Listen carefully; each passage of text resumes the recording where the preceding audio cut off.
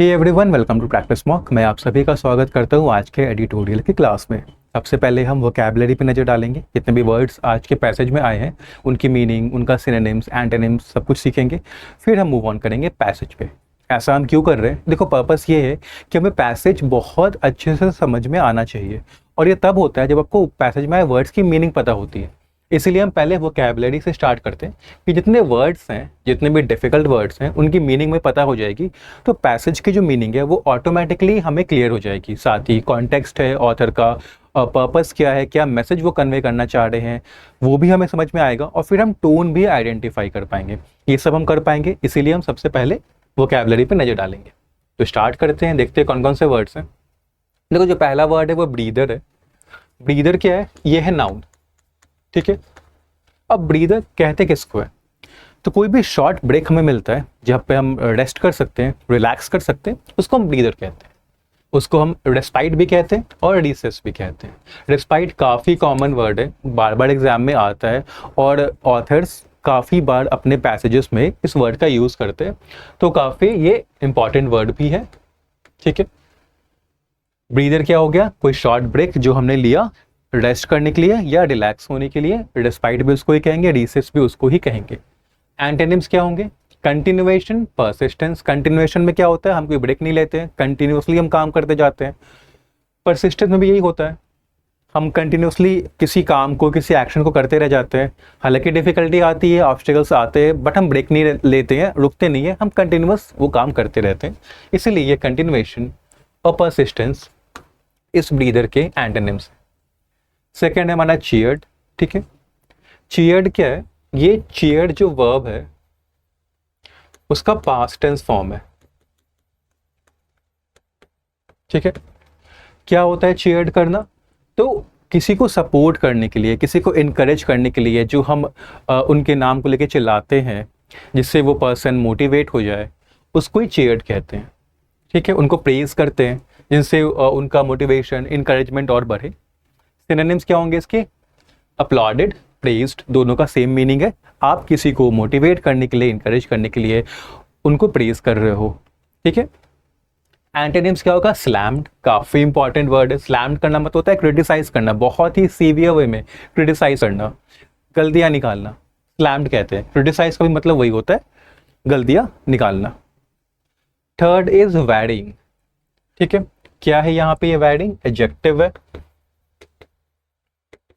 ठीक है। एडजेक्टिव क्या करते हैं? तो नाउन्स, प्रोनाउंस की क्वालिटीज बताते हैं। तो वैरिंग किसको कहेंगे? ऐसी कोई चीज जो डिफरेंट है, साइज में, अमाउंट में, डिग्री में, नेचर में अलग होती है एक दूसरे से, उसको हम वैरिंग कहते हैं। वैरिड भी कहते हैं उसको, डाइवर्स भी कहते हैं, डिफरेंट भी कहते हैं उसको, ठीक है। तो सिनोनिम्स हो गए इसके वैरिड और डाइवर्स। एंटोनिम्स क्या होंगे? Homogeneous, uniform. होमोजेनियस क्या होता है? जिसमें कोई डिफरेंस नहीं होता है, कोई डाइवर्सिटी नहीं होती, वो एक तरह का ही होता है, हमेशा एक तरह का होता है, उसको हम कहते हैं होमोजेनियस। यूनिफॉर्म भी उसको ही कहते हैं जो सेम हो, ठीक है, कोई भी डिफरेंस उसमें नहीं देखने को मिलता है। आगे बढ़ते हैं। एक्नॉलेजिंग। एक्नॉलेजिंग जो है ये वर्ब की आईएनजी फॉर्म है, ठीक है। इसका बेस फॉर्म क्या है? एक्नॉलेज है, ठीक है। यहां पे एक टिप देना चाहूंगा, जब भी आप वर्ब की अलग अलग फॉर्म आपको मिले, जैसे यहाँ पहले हमें क्या मिला? पास्ट टेंस फॉर्म मिला, यहाँ पे आईएनजी फॉर्म मिला, तो एक बार आप ट्राई करना कि जो फॉर्म हमें मिला है वर्ब का, उसका बेस फॉर्म क्या है। बेस फॉर्म क्या होता है? First form. जैसे हमने देखा कि चीयर्ड का फर्स्ट फॉर्म था चीयर, ठीक है। एक्नॉलेजिंग का फर्स्ट फॉर्म क्या था? एक्नॉलेज। और इससे ट्राई करना कि अलग अलग फॉर्म्स याद रखो, जैसे एक्नॉलेज, एक्नॉलेजेस, एक्नॉलेजिंग, एक्नॉलेज्ड, ठीक है। इससे आपको फॉर्म्स क्लियर होंगे। एक्नॉलेज करने का मतलब क्या होता है? एक्सेप्ट करना कि हाँ कोई चीज ट्रू है, रियल है, एग्जिस्ट करती है, ठीक है।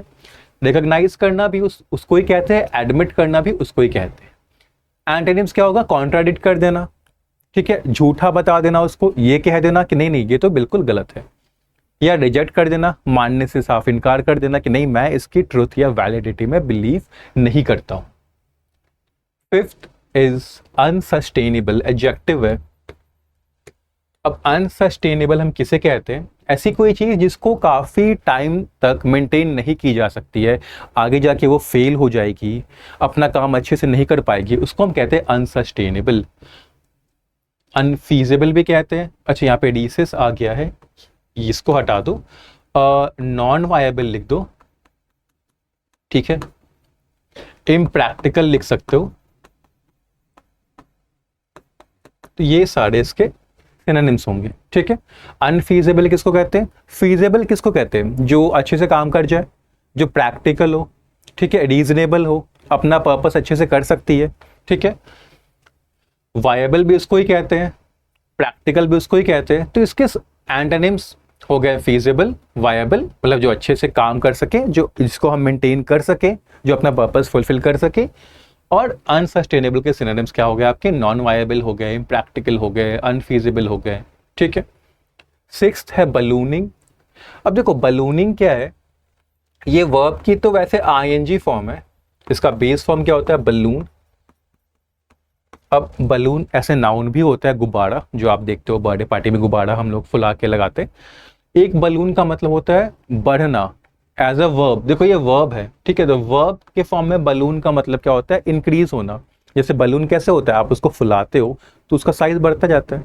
तो किसी भी चीज का साइज बढ़ता जाए तो हम कहेंगे कि ये बलून हो रहा है, ठीक है। तो एक देख रहे हो, एक ही वर्ड्स अलग अलग पार्ट ऑफ स्पीच पे फंक्शन कर सकते हैं। बलून नाउन भी कर सकता है, बलून आपका वर्ब भी कर सकता है। एक और चीज है, जो वर्ब की आईएनजी फॉर्म जो है ना, ये एडजेक्टिव का भी रोल प्ले करती है, ठीक है। तो ये ध्यान रखना। तो बलूनिंग को हम एडजेक्टिव की तरह भी मान सकते हैं, डिपेंड करेगा कि सेंटेंस में कैसे यूज हुआ है, ठीक है। तो बलूनिंग वर्ब का भी मतलब वही है, बढ़ रहा है रैपिडली, जल्दी जल्दी बढ़ रहा है। अगर एडजेक्टिव भी उसको मानो तो वही चीज होगी, कोई चीज है जो बहुत तेजी से इंक्रीज हो रही है, उसको बलूनिंग कहते हैं। माउंटिंग एंड बर्जियनिंग इसके सिनोनिम्स हैं। ये दोनों ही वर्ड्स काफी इंपॉर्टेंट है। मीनिंग बहुत सिंपल सा है, बढ़ना, इंक्रीज होना जल्दी जल्दी, बट वर्ड्स देखो इतने फैंसी है, बलूनिंग हो गया, माउंटिंग हो गया, बर्जनिंग हो गया, ठीक है। और ऐसे ही फैंसी वर्ड्स आपके आरसी में यूज होते हैं, आपके पैसेजेस में यूज होते हैं, एडिटोरियल में यूज होते हैं, तो जानना जरूरी होता है। और ये एग्जाम के पॉइंट ऑफ व्यू से भी ये दोनों वर्ड्स काफी इंपॉर्टेंट है, ठीक है। तो याद रखना, माउंटिंग, बर्जनिंग, बलूनिंग मतलब स्पीड बहुत रैपिडली इंक्रीज हो रहा है, ठीक है। एंटोनिम्स क्या होंगे इसके? इंक्रीज का एंटोनिम क्या होगा? डिक्रीज होना। तो डिमिनिशिंग हो गया, वेनिंग हो गया, ड्विंडलिंग हो गया, ठीक है, उसका मतलब होता है कम होना, और ये इसके एंटोनिम्स हैं, ओके। 7 में आते हैं इंट्रैक्टेबल। अगेन इंट्रैक्टेबल भी एडजेक्टिव है। इसका मतलब क्या होता है? ऐसी कोई चीज जिसको कंट्रोल करना या जिससे डील करना डिफिकल्ट है, हार्ड है, काफी एफर्ट लगता है, एनर्जी लगती है, उसको हम इंट्रैक्टेबल कहते हैं। डिमांडिंग भी कह सकते हैं, थॉर्नी भी कह सकते हैं। डिमांडिंग क्या होता है? जो बहुत चीज डिमांड कर रही है, किस सेंस में? एफर्ट के सेंस में, एनर्जी काफी लग रही है, बहुत डिफिकल्ट है इसको, इसे डील करना है, इसको कंट्रोल करना, तो वो काम डिमांडिंग हो गया। थॉर्नी, थॉर्नी मतलब कांटों से भरा। अब कांटों से भरा क्या होता है? जो डिफिकल्ट होता है, तो थॉर्नी भी कहते हैं। एंटोनिम्स क्या होंगे? एफर्टलेस। एफर्टलेस मतलब कि लेस एफर्ट लग रहा है इसमें, इजी है, ठीक है, ना के बराबर या बहुत कम एफर्ट लग रहा है, या स्ट्रेट फॉरवर्ड है, कुछ कॉम्प्लिकेशन नहीं है, साफ साफ दिख रहा है क्या करना है, बहुत इजीली डील हो जाएगा, आराम से कंट्रोल हो जाएगा, स्ट्रेट फॉरवर्ड है तो इजी है, ठीक है। एफर्टलेस और स्ट्रेट फॉरवर्ड दोनों का मतलब इजी होता है। Intractable, demanding, thorny, again fancy words है, बट मीनिंग बहुत सिंपल है, हार्ड, हार्ड होना, ठीक है।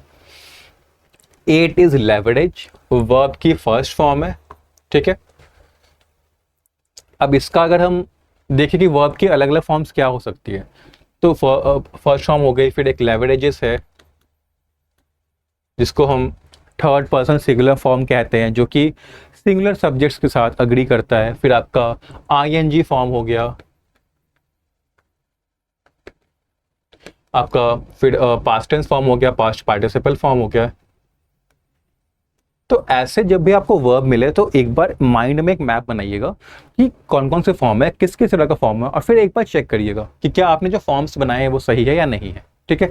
इससे क्या होगा कि आपका जो अलग अलग फॉर्म्स का जो नॉलेज है वो आपका मेंटेन रहेगा। लेवरेज का मतलब क्या होता है? किसी चीज से एडवांटेज लेना या प्रॉफिट लेना, जितना हो सके उतना एडवांटेज, जितना हो सके उतना प्रॉफिट किसी चीज़ से ले लेना, उसको कहते हैं लेवरेज करना। मतलब अपना, हम सामने वाले से या किसी चीज़ से अपना कितना फ़ायदा कर सकते हैं, जितना हो सके उतना फ़ायदा कर सकते हैं, तो हम लेवरेज कर रहे हैं। ठीक है, एक्सप्लॉइट भी होता है, सिनोनिम्स हार्नेस भी होता है।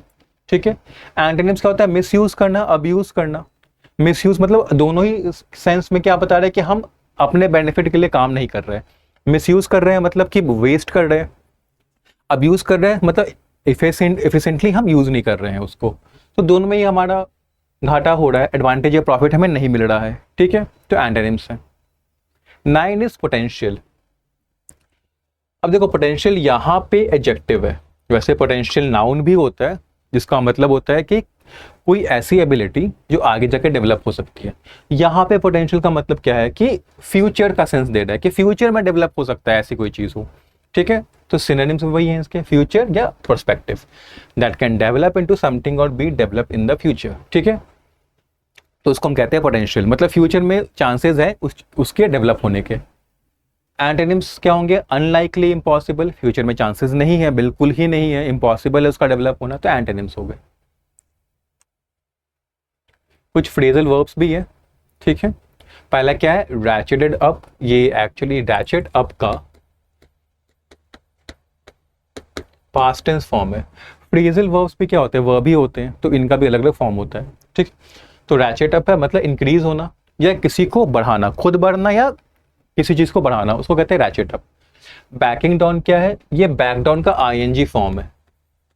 ठीक है, तो ये आपके माइंड में चलना चाहिए, अगर लिखा है कि बैकिंग डाउन है, फ्रेजल वर्ब है, तो हाँ बैक डाउन का आईएनजी फॉर्म है, ऐसे आपको करना है। ठीक है, बैक डाउन मतलब पीछे हट जाना, कि ये एक्सेप्ट कर लेना कि आप गलत थे या आप हार रहे हो, आप पीछे हट गए उस सिचुएशन से, आपने विड्रॉ कर लिया, उसको कहते हैं बैक डाउन करना।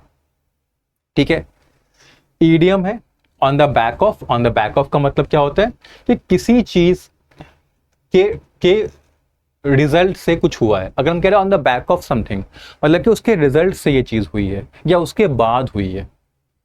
हैवी हैंडेड क्या कहते हैं, अब हैवी हैंडेड एक एडजेक्टिव है जिसका मतलब होता है कोई चीज बहुत फोर्स से हुई है। ठीक है, using too much force in dealing with someone, मतलब कि बहुत ज्यादा आप फोर्स लगा रहे हो।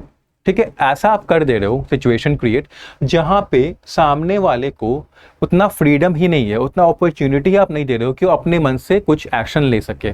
वो विवश हो गया है कि आप जो चाहोगे वही करेगा वो, आप इतना फोर्स यूज कर रहे हो, तो उसको कहते हैं हैवी हैंडेड। ठीक है, एक जार्गन भी है, ट्रेड डेफिसिट। जार्गन क्या होता है, ये आपके होते हैं टेक्निकल वर्ड जो किसी इंडस्ट्री, किसी प्रोफेशन में ही यूज़ किए जाते हैं, स्टैंडर्ड नहीं होते हैं, इनका मतलब बहुत लिमिटेड होता है, उसी इंडस्ट्री से रिलेटेड इसका मीनिंग होगा। तो ट्रेड डेफिसिट क्या होता है, तो ट्रेड डेफिसिट समझना इंपॉर्टेंट है क्योंकि बात हुई है इसकी पैसेज में। होता क्या है, क्या trade deficit occurs when a country imports more than it exports. जब एक कंट्री का इंपोर्ट, जो वो सामान दूसरों से खरीदता है, वो ज्यादा हो जाता है, किससे, जितना वो सामान दूसरे कंट्री में भेज रहा है, तो उसको ट्रेड डेफिसिट कहते हैं। मतलब कि इंपोर्ट जब बहुत हाई हो जाता है और एक्सपोर्ट लो हो जाता है, तो इसी को हम कहते हैं ट्रेड डेफिसिट। इससे क्या होता है कि जो बैलेंस ऑफ पेमेंट है वो बिगड़ जाता है, क्योंकि पैसा ज़्यादा जा रहा है। इंपोर्ट में क्या होता है, हम ले रहे होते हैं, तो हम पैसा ज़्यादा स्पेंड कर रहे हैं और अर्न एक्सपोर्ट से कम कर रहे हैं, इसको कहते हैं ट्रेड डेफिसिट। ठीक है, तो ये आपकी वोकैबुलरी थी। अब आते हैं पैसेज पे, देखते हैं पैसेज किस पे है। तो है big deal on the US China trade deal. US China trade deal पे पैसेज है। The US China trade deal will have implications for India. जो यूएस और चाइना का ट्रेड डील हुआ है उसका इंडिया पे भी इम्प्लीकेशंस होगा। इम्प्लीकेशंस क्या होता है कि आप कह सकते हो इफेक्ट्स, मतलब इंडिया को भी इफेक्ट करेगा, कॉन्सिक्वेंसेस उसके इंडिया के लिए भी होंगे। ठीक है, देखते हैं क्या है पैसेज। एक बार आप रीड करो, यहाँ पे वीडियो को पॉज करो, एक बार खुद से रीड करना, फिर मैं और आप साथ में देखते हैं कि क्या आपने जो रीड किया था, क्या आपने समझा था, वो सही था या नहीं था। देखते हैं क्या कह रहा है। The trade agreement between the US and China, the two biggest economies in the world, serves as a breather in an otherwise tense global trade environment. तो क्या कह रहा है कि जो ट्रेड एग्रीमेंट हुआ है यूएस और चाइना के बीच, और यूएस और चाइना क्या है, दुनिया के दो बिगेस्ट इकोनॉमीज हैं, तो ये जो ट्रेड एग्रीमेंट हुआ है ये एक ब्रीदर का काम कर रहा है, एक रिलीफ का काम कर रहा है, एक ब्रेक का काम कर रहा है। किससे ब्रेक दे रहा है? तो जो ग्लोबल ट्रेड एनवायरनमेंट जो टेंस हो गया था उसमें एक ब्रेक का काम दे रहा है। कहने का मतलब क्या है कि ग्लोबल ट्रेड एनवायरनमेंट क्या है, वो टेंस हो गया है। टेंस कोई चीज़ जब हो जाती है, कोई सिचुएशन हम कहते हैं कि टेंस हो गई है, मतलब कि लोग उस सिचुएशन को लेके नर्वस हो रहे हैं, एंग्जाइटी हो रहे हैं, अनसर्टेनिटी हो गई है, आगे पता नहीं है क्या हो रहा है। तो जो ये अनसर्टेन ग्लोबल ट्रेड का सिचुएशन बन गया था कि पता नहीं क्या होगा, ट्रेड ग्लोबल ट्रेड किस डायरेक्शन में जाएगा, तो उसमें ये जो ट्रेड एग्रीमेंट हुआ है यूएस और चाइना के बीच, वो एक रिलीफ का काम दे रहा है, वो हमें रिलीफ दे रहा है, ब्रेक दे रहा है इस टेंशन से। ठीक है, जो टेंशन हमें हो रखा था इस ग्लोबल ट्रेड एनवायरनमेंट को लेके। The US has agreed to temporarily lower for 90 days its overall tariffs on Chinese goods from 145% to 30%। US ने क्या कहा है कि वो 90 दिन के लिए जो उसका टैरिफ जो उसने लगाया था चाइनीज गुड्स पे, जो चाइना से जो सामान आ रहा था उस पे यूएस ने टैरिफ लगा दिया था, टैक्स लगा दिया था। कितना टैक्स लगाया था? 145% टैक्स जो लगा रखा था उसको यूएस ने 90 डेज के लिए, 90 दिन के लिए 145% से 30% पे कर दिया है। ठीक है, while China will cut its tariff on American imports from 125% to 10%। China ने भी लगाया था, अमेरिका से जो सामान चाइना में आता था उस पर भी चाइना ने भी टैक्स लगाया था। कितना लगाया था? 125%।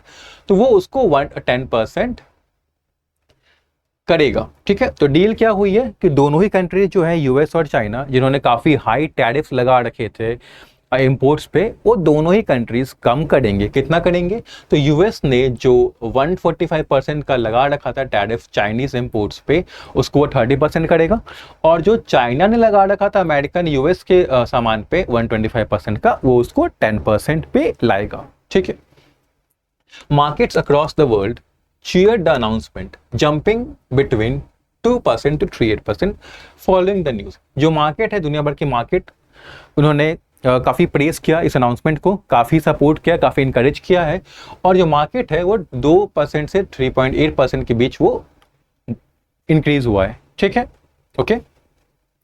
The thaw comes on the back of tensions and tariffs being ratcheted up by both sides, starting with US President Donald Trump's February 1 announcement of a varying tariff on imports from China, Mexico and Canada। ये काफी बड़ा sentence है, तो हम क्या करेंगे, sentence को break करेंगे और पार्ट्स में समझने की कोशिश करेंगे। यहाँ पे क्या है? थॉ। थॉ क्या होता है? पहले थॉ समझो क्या होता है। थॉ हम कहते हैं वार्म वेदर को। ठीक है, जब विंटर हो रहा होता है ना, तो विंटर में क्या होता है, स्नो जम जाता है। तो इसी विंटर में क्या होता है, बीच में एक सनी डे आ जाता है या वार्म डे आ जाता है, तो वो क्या करता है, स्नो को पिघला देता है, मेल्ट कर देता है। ठीक है, तो उसको कहते हैं थॉ। और हमेशा याद रखना, जो विंटर है, जो आइस है, वो हम हमेशा नेगेटिव चीजों से एसोसिएट करते हैं, और सनी और वार्म को पॉजिटिव चीजों से। कहते हैं ना कि कोल्ड शोल्डर मत दो मुझे, उसका बिहेवियर बहुत कोल्ड था। कोल्ड मतलब कि वो इग्नोर कर रहा था, कोल्ड शोल्डर मतलब इग्नोर करना। ठीक है, तो कोल्ड को हमेशा हम नेगेटिव चीजों से एसोसिएट करते हैं। वहीं आप देखते हो कि उसकी स्माइल कैसी थी, बहुत वार्म स्माइल थी, बहुत वार्म वेलकम दिया उन्होंने। तो वार्म स्माइल मतलब ऐसी स्माइल जो बहुत चेयरफुल थी, जिसको सामने वाला देख के खुश हो गया। वार्म वेलकम मतलब काफी अच्छे से वेलकम किया, कि जो जिनका वेलकम किया जा रहा था वो बहुत खुश हो गया। तो हमेशा याद रखना कि जो ये विंटर, जो ये कोल्ड है, ये हमेशा नेगेटिव चीज़ों के लिए होता है। वार्म सनी हमेशा पॉजिटिव चीज़ों के लिए होता है। ठीक, तो ये जो विंटर से यहाँ पे ऑथर ने ये किया है कंपैरिजन, काइंड ऑफ एनालॉजी बनाई है कि जो विंटर जैसा सिचुएशन बना हुआ था अभी ग्लोबल ट्रेड एग्रीमेंट इन्वायरमेंट में, जहाँ पे टेंशन्स बहुत बढ़ गए थे, वहाँ पे सनी डे के रूप में, ठीक है, एक वार्म डे के रूप में ये आया है। और कब आया है ये? तो ऑन द बैक ऑफ का मतलब क्या होता है, उसके बाद। तो किसके बाद आया है? जब टेंशन्स और टैरिफ दोनों ही कंट्रीज एक दूसरे के ऊपर बढ़ा रहे थे, स्टार्ट कब हुआ था? जब यूएस प्रेसिडेंट डोनाल्ड ट्रंप ने 1 फरवरी को अनाउंस कर दिया था कि वो अलग अलग टैरिफ लगाएंगे चाइना, मैक्सिको और कनाडा के इंपोर्ट्स में। उस टाइम से ही टेंशन बढ़ गया था और चाइना और यूएस के बीच टेंशन बढ़ता ही जा रहा था, टैरिफ बढ़ते ही जा रहे थे। वहाँ पे एक विंटर काइंड ऑफ सिचुएशन हो गया था, कोल्ड सिचुएशन क्रिएट हो गई थी टेंशन वाली। वहाँ पे ये थॉ का काम किया है इस एग्रीमेंट ने, मतलब एक समर डे का यहाँ पे जो जो विंटर था उसको कम किया है, ठीक है।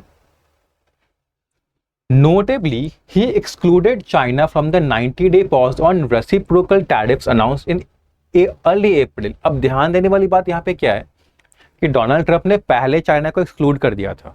डोनाल्ड ट्रंप ने पहले भी पॉज लगाया था टैरिफ पे, बट चाइना पे पॉज नहीं लगाया था। चाइना पे उस टाइम टैरिफ कंटिन्यू था, लेकिन अभी क्या है, अभी इन्होंने चाइना अग्री कर गए हैं कि चाइना के भी टैरिफ्स वो कम करेंगे। तो ये यहाँ पे ध्यान देने वाली बात है, ऐसा ऑथर कहते हैं, ठीक है। और ये पॉज कब लगाया था उन्होंने? अर्ली अप्रैल के स्टार्टिंग में भी एक पॉज लगाया था, बट उस टाइम चाइना को इंक्लूड नहीं किया था। इस बार चाइना को भी इंक्लूड कर दिया है। एक बार यहाँ पे पॉज करके आप खुद से एक बार रीड कर लेना, ठीक है। देखते, One way to look at this latest development is that it shows Mr. Trump is backing down from his tariff war footing. अब इस सिचुएशन पे अगर हम नजर डालें कि पहले चाइना पे टैरिफ लगा रखा था उन्होंने, बाकियों पे हटा दिया था, पॉज कर दिया था, पर चाइना पे कंटिन्यू था। अब सिचुएशन क्या है, चाइना पे भी उन्होंने टैरिफ्स को कम करने का डिसीजन ले लिया है डोनाल्ड ट्रंप ने। तो एक तरीका तो ये है कि हम इससे ये देख सकते हैं कि मिस्टर ट्रंप जो है, अब ये टैरिफ वार चल रहा था कि एक दूसरे पर रेसिप्रोकल टैरिफ लगाएंगे, जितना वो लगाएगा उतना हम भी लगाएंगे। यहाँ पे उन्होंने अपनी डिफीट मान ली है, वो यहाँ पे उस वॉर को और कंटिन्यू नहीं करना चाहते और वो पीछे हट रहे हैं, ठीक है। Acknowledging the importance of China to the US economy. और क्यों हट रहे पीछे? क्योंकि उन्होंने ये एक्सेप्ट कर लिया है कि चाइना इंपॉर्टेंट है अभी भी यूएस इकोनॉमी के लिए। Indeed The joint statement by both countries begins by mentioning the importance of their bilateral economic and trade relationship. अब यहाँ पे इस बात की पुष्टि और किससे होती है? तो जो ज्वाइंट स्टेटमेंट रिलीज किया दोनों कंट्रीज ने, वो ज्वाइंट स्टेटमेंट शुरुआती उसकी इस चीज से होती है। किससे होती है? कि कितना इंपॉर्टेंट है जो बायलैटरल इकोनॉमिक और ट्रेड रिलेशनशिप है, बायलैटरल मतलब दोनों तरफ से चाइना और यूएस के बीच, वो कितना इंपॉर्टेंट है। तो एक तरह से हम ये समझ सकते हैं कि चूंकि बहुत इंपॉर्टेंट है, तो हो सकता है डोनाल्ड ट्रंप ने देखा हो कि हर्ट हो सकती है यूएस की इकोनॉमी, तो अब पीछे हट जाते हैं, अब ये टैरिफ वॉर कंटिन्यू नहीं करते हैं। हाउएवर क्या बताता है? कॉन्ट्रास्ट, ठीक है, ऑपोजिट। तो यहां पे इसके ऑपोजिट में कोई बात कही जाएगी। Another view is that his heavy-handed approach has succeeded in convincing China to come to the negotiation table. अब एक अलग ओपिनियन ये भी हो सकता है कि जो heavy-handed approach लिया डोनाल्ड ट्रंप ने, फोर्स का यूज किया, फोर्स यहाँ पे क्या थी? एक्सट्रीमली हाई टैरिफ का यूज किया। इस टैरिफ की वजह से चाइना कन्विंस हो गया और नेगोशिएट करने के लिए तैयार हो गया, समझौता करने के लिए तैयार हो गया। तो ये अलग एक सिचुएशन यहाँ पे इस तरह से भी देखी जा सकती है, ठीक है। Tariffs of 145% were unsustainable but serve their purpose. मतलब 145% का टैरिफ तो अनसस्टेनेबल था ही, उसको कंटिन्यू आगे नहीं कर सकते थे, लेकिन अपना पर्पस सर्व कर दिया है उसने। पर्पस क्या था? वही कि चाइना को नेगोशिएशन पे लाना था, चाइना को फोर्स करना था कि वो नेगोशिएट करने के लिए यूएस के साथ रेडी हो जाए। तो यहाँ पे दो पॉइंट ऑफ व्यू ऑथर ने प्रेजेंट किया है। एक जो कि यूएस के पर्सपेक्टिव से थोड़ा वीक है, जहाँ पे वो यूएस की हार दिखा रहे कि हो सकता है डोनाल्ड ट्रंप ने वो खुद पीछे हट गए हैं इस टैरिफ वॉर से, क्योंकि उनको समझ में आ गया है कि चाइना की इंपॉर्टेंस क्या है यूएस इकोनॉमी के लिए। दूसरा क्या है पॉइंट ऑफ व्यू कि हो सकता है कि टैरिफ जो लगाया उसका पर्पस कंप्लीट हो गया। पर्पस क्या था?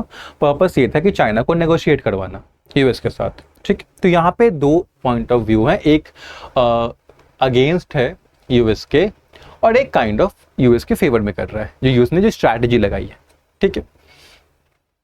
The fact also is that Mr. Trump's main grievance of a ballooning trade deficit with China remains unaddressed. एक बात ये भी है कि जो मिस्टर ट्रंप का मेन ग्रीवेंस, उनकी मेन कंप्लेंट क्या है, वो किस चीज़ को लेके, इशू क्या है मेन उनका मेन इशू यही है कि जो ट्रेड डेफिसिट हो रहा है चाइना के साथ यूएस का, जो कि इंक्रीज ही होता जा रहा है, वो अभी तक उसको एड्रेस नहीं किया गया है। अनएड्रेस मतलब कि उसको सॉल्व नहीं किया गया है। ट्रेड डेफिसिट काफ़ी ज़्यादा हो गया यूएस और चाइना के बीच, ठीक है। कहने का मतलब क्या है, अब देखो यहाँ पे समझने वाली बात यह है कि किसका ट्रेड डेफिसिट बढ़ा है। Fact also is that mister Trump's main grievance, मतलब कि ट्रम्प ग्रीवांस कर रहे हैं, ट्रम्प कंप्लेन कर रहे हैं, मतलब प्रॉब्लम किसके साइड है, तो ट्रम्प के साइड प्रॉब्लम है, मतलब कि ट्रेड डेफिसिट उनके अगेंस्ट है, ठीक है। और वो बढ़ता जा रहा है चाइना के साथ, मतलब चाइना का इंपोर्ट ज़्यादा हो रहा है यूएस में और यूएस का एक्सपोर्ट कम हो रहा है चाइना में, ठीक है। मैंने यूएस इंपोर्ट ज़्यादा कर रहा है चाइना से और एक्सपोर्ट कम कर पा रहा है, तो ट्रेड डेफिसिट हो गया है और वो बढ़ता ही जा रहा है। और यही ट्रेड डेफिसिट बढ़ता हुआ प्रॉब्लम है, मेन प्रॉब्लम जो है डोनाल्ड ट्रंप की, ठीक है। The two sides have agreed to continue talks, ठीक है। दोनों साइड्स ने अभी अग्री किया है कि वो और बातचीत करेंगे इस पे, विच विल बी की in determining whether this seemingly intractable problem can be worked around or result in tensions again। अब बात करेंगे और बात करना, जो बात करेंगे वो की होगा, मतलब काफ़ी इंपॉर्टेंट होगा, सिग्निफिकेंट होगा, ये डिटरमाइन करने के लिए कि ये जो प्रॉब्लम जो आ गई है टैरिफ्स की, जो ट्रेड की, जो इंट्रैक्टेबल है, काफ़ी डिफिकल्ट है सॉल्व करने की, वो किसी तरह से सॉल्व होती है या तो फिर से टेंशंस बढ़ेंगे दोनों के बीच, ठीक है। वो किस पे डिपेंड करेगा कि वो जो बातें चल रही है उनके बीच उस पे, okay.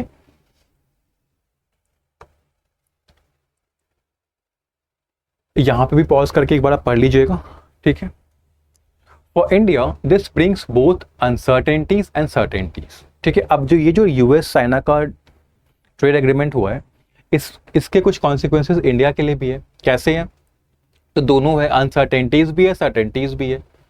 If further talks between the US and China are successful, investors who have moved to other countries will likely start viewing China favorably again।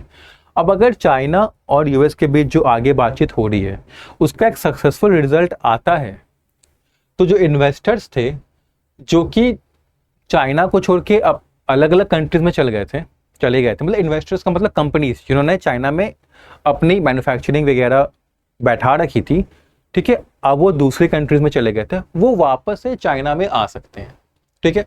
The advantages of manufacturing their scale and cost are still significant. China में manufacturing के काफ़ी advantages है, ठीक है, काफ़ी scale काफ़ी ज़्यादा है, काफ़ी ज़्यादा लेवल पे आप मैन्युफैक्चरिंग कर सकते हो और कॉस्ट इफेक्टिव है, कॉस्ट बहुत कम लगता है, ठीक है। तो ये चीज़, दोनों चीज़ काफ़ी सिग्निफिकेंट है इन्वेस्टर्स के लिए अभी भी।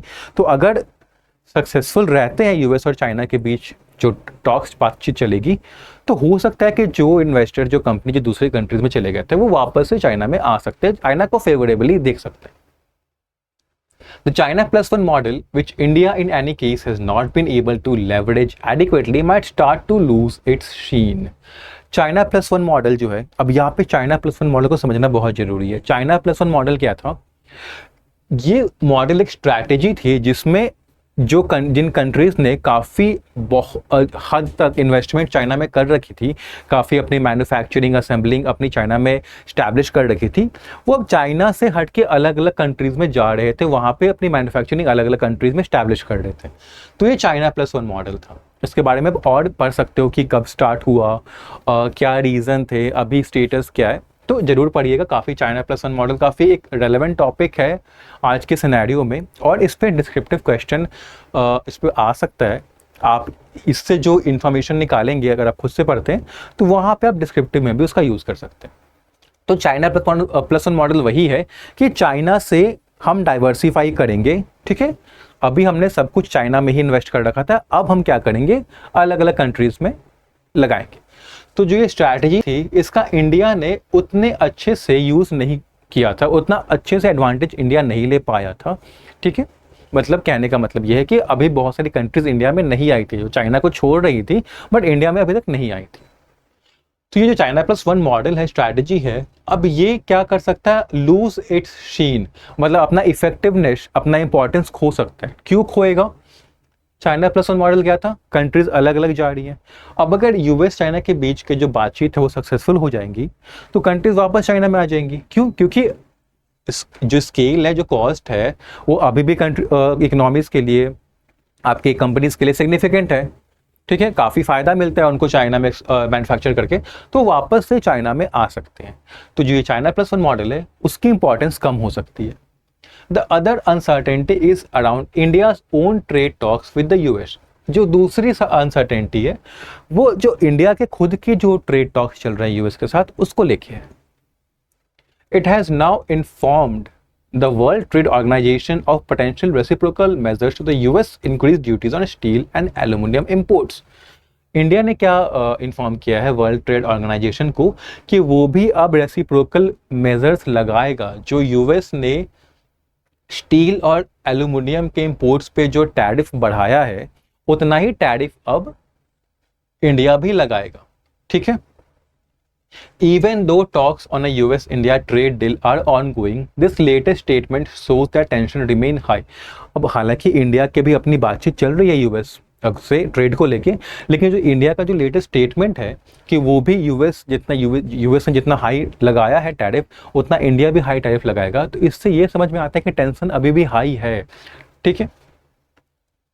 The certainties are twofold. Certainties कितने हैं? दुगने सर्टेनिटीज हैं। क्या क्या हैं देखते हैं। The first is that India's trade deficit with China remains vast and rising। जैसे यूएस के केस में था वैसे इंडिया के केस में भी है। इंडिया का भी जो ट्रेड डेफिसिट है चाइना से वो भी काफ़ी बड़ा है और बढ़ रहा है। मतलब अभी भी इंडिया में इंपोर्ट ज़्यादा हो रहा है चाइना से और इंडिया एक्सपोर्ट कम कर रहा है चाइना को, ठीक है। और जो ये गैप है वो काफ़ी ज़्यादा बड़ा है और जो यूएस चाइना का एग्रीमेंट है वो इस गैप को कम नहीं करेगा। Make in India is currently inextricably link to import from China. जो मेक इन इंडिया जो कॉन्सेप्ट है, मेक इन इंडिया जहाँ पे हम डोमेस्टिक मैन्युफैक्चरिंग को बूस्ट करेंगे, वो अभी भी इम्पोर्ट फ्रॉम चाइना से ही लिंक्ड है। मतलब कहीं ना कहीं मेक इन इंडिया में चाइनीज इम्पोर्ट्स का यूज होता है। The second certainty carries over from the first. जो सेकेंड सर्टेनिटी है वो इसी से रिलेटेड है। The centre must lean heavily on state. Centre को क्या करना होगा, जो स्टेट्स हैं उन पे काफ़ी हद तक डिपेंड होना होगा। किस चीज़ के लिए? कि वो लेबर और लैंड रिफॉर्म्स अडॉप्ट करें जिससे कि स्केलेबल मैन्युफैक्चरिंग पॉसिबल हो सके। स्केलेबल मैन्युफैक्चरिंग मतलब मैन्युफैक्चरिंग इस लेवल पे जिसको बढ़ाई जा सकती है, जिसको घटाई जा सकती है। ये जैसा नीड है, अगर नीड है बहुत ज़्यादा मैन्युफैक्चरिंग की तो उस लेवल पे भी मैन्युफैक्चरिंग कर सकते हैं। तो वैसा स्केलेबल मैन्युफैक्चरिंग को अलाउ करने के लिए लेबर एंड लैंड रिफॉर्म्स की ज़रूरत है जिससे कि कॉस्ट इफेक्टिव मैन्युफैक्चरिंग यहाँ भी हो जाए। जब यहाँ पे कॉस्ट इफेक्टिव मैन्युफैक्चरिंग हो जाएगी तो फिर कंपनीज यहाँ पे भी आना स्टार्ट कर देंगी। Without this India will remain dependent on Chinese imports. अगर ऐसा नहीं होता है तो इंडिया फिर डिपेंडेंट ही रहेगा चाइनीज इंपोर्ट्स पे, ठीक है, regardless of its dealing with the rest of the world. अब चाहे इंडिया की बिजनेसेस किसी भी तरह से हो बाकी कंट्रीज से, लेकिन अगर ये हमने नहीं किया, हमने ऐसे लेबर एंड लैंड रिफॉर्म्स नहीं लेके आए, हमने स्केलेबल मैन्युफैक्चरिंग पॉसिबल नहीं की, कॉस्ट इफेक्टिव नहीं किया, तो हम कंटिन्यू रहेंगे चाइनीज इंपोर्ट्स पे डिपेंडेंट रहना, ठीक है। तो ये था आपका पूरा पैसेज। ऑथर ने क्या डिस्कस किया है, देखो अगर हम देखें, हम अगर पूरे पैसेज को दूर हटके तो ऑथर ने क्या डिस्कस किया है, यूएस और चाइना का ट्रेड डील हुआ है, ठीक है, सिचुएशन कैसी होंगी, ठीक है, उसके बाद उस ट्रेड डील का इंडिया पे क्या असर होगा, ठीक है। टोन की बात करें तो टोन बताओ क्या है, तो टोन है हमारा एनालिटिकल, क्योंकि यहाँ पे ऑथर ने सिर्फ इंफॉर्मेशन ही नहीं दी है, हमें इंफॉर्मेशन तो दी है कि हाँ ट्रेड डील हो रहा है, लेकिन उन्होंने एनालाइज भी किया है कि ट्रेड डील के क्या कंसिक्वेंसेस होंगे, क्या रिपरकशन होगा, इंडिया पे क्या पड़ेगा, इंडिया को क्या करना चाहिए। तो उन्होंने पूरा सिचुएशन को एनालाइज किया है, तो एनालिटिकल टोन है हमारा, ठीक है।